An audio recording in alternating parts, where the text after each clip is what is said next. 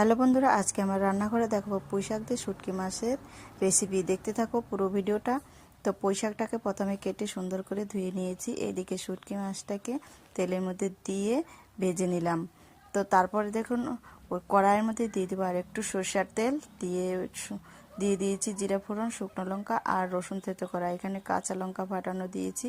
তারপরে দেখুন একটা বড় সাইজের পেঁয়াজ কুচানো দিয়েছি। বেশ করে এটা ভেজে নেব। তারপরে আমি দিয়ে দিচ্ছি পুঁই শাকটা, কেটে রাখা পুঁই শাক।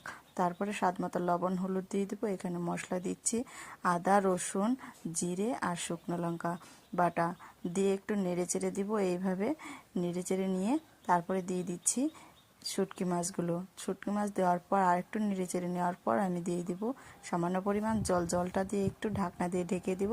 তারপর দেখুন অনেকটাই জল কমে এসছে। তারপরে আমি এটা গরম মশলা দিয়ে নামিয়ে ফেলবো। ভিডিওটা ভালো লাগলে অবশ্যই সাবস্ক্রাইব, লাইক, কমেন্ট করে